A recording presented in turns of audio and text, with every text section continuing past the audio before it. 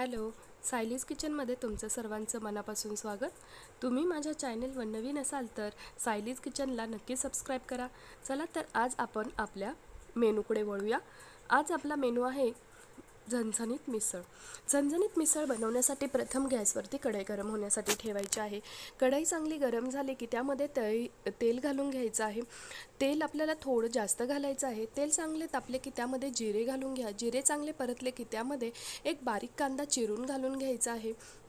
तो सुद्धा आपल्याला छान परतून घ्यायचा आहे. कांदा परतला की आपण त्यामध्ये भाजलेले कांदा, टोमॅटो, खोबरे, आलं, लसूण आणि कोथिंबीरची तयार केलेली पेस्ट घालून घेणार आहोत. हे मी मिक्सरच्या भांड्यामध्ये वाटण तयार करून घेतलं होतं, ते घालून घेतलेलं आहे. आता आपल्याला हा मसाला छान परतून घ्यायचा आहे. व्यवस्थित असा छान मिक्स करून घेऊया. चांगलं मिक्स झाल्यावरती त्यामध्ये हळद, त्याचबरोबर लाल तिखट, गोडा मसाला आणि भरपूर असा मिसळ मसाला घालून घ्यायचा आहे. मिसळ असल्यामुळे मिसळ मसाला जास्त घालायचा आहे, त्यामुळे व्यवस्थित अशी छान चव येते. आता हे छान मिक्स करून झाल्यावरती आपण यामध्ये चवीनुसार मीठ घालून घेऊया. आता आपल्याला हा मसाला छान परतून घ्यायचा आहे. आता आपण छान मिक्स करून तेल सुटेपर्यंत परतून घेऊया. आपला मसाला परतत आहे तोपर्यंत मी पाणी गरम होण्यासाठी ठेवणार आहे. गरम पाणी घातल्यामुळे मिसळीला छान अशी तरी येते. तुम्ही पण नक्की ट्राय करून पहा. आता आपल्याला हे छान तेल सुटल्यानंतर यामध्ये मोड आलेली मटकी घालून घ्यायची आहे. मी घरीच भिजत घातलेली मटकीला मोड आणलेले आहेत. तुम्ही पाहू शकता छान असे मोड आलेले आहेत. आता आपण यामध्ये मटकी घालून घेऊया आणि छान मिक्स करून घेऊया. व्यवस्थित अशी मटकी आपल्याला छान मसाल्यामध्ये मिक्स करून घ्यायची आहे. मटकीसुद्धा आपल्याला तेल सुटेपर्यंत परतायची आहे. तेल सुटल्यानंतर आपण यामध्ये पाणी गरम करायला ठेवलं होतं ते घालून घेणार आहोत.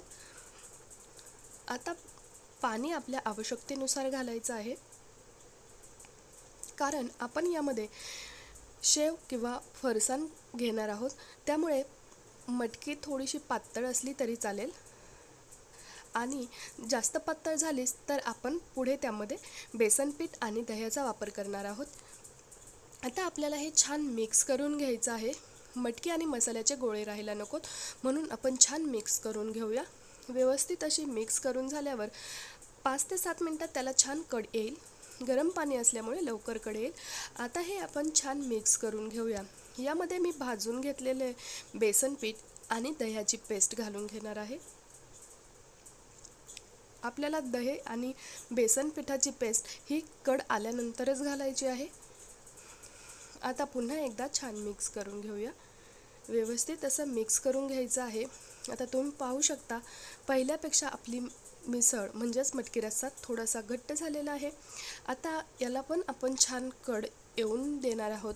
चांगला कड आल्यानंतर तुम्ही पाहू शकता आपण पुन्हा एकदा छान मिक्स करून पाहू. किती छान अशी तरी आलेली आहे, तुम्ही बघू शकता. आता आपली मिसळ खाण्यासाठी तयार आहे. आपण हा मटकी रस्सा फरसाण किंवा शेवसोबत खाऊ शकतो. तुम्हाला मिसळ रेसिपी कशी वाटली हे मला नक्की सांगा. अशाच नवनवीन व्हिडिओसाठी त्याचबरोबर रेसिपींसाठी सायलीज किचनला सबस्क्राईब करा. मी तुमच्यासाठी नवनवीन रेसिपी घेऊन येण्याचा प्रयत्न करेल आणि माझ्या रेसिपी कशा वाटतात हे सुद्धा मला कमेंटद्वारे सांगत चला. काही बदल करायचे असतील तर मी नक्की करेल. चला भेटू पुढील व्हिडिओमध्ये. बाय. मस्त खा, मस्त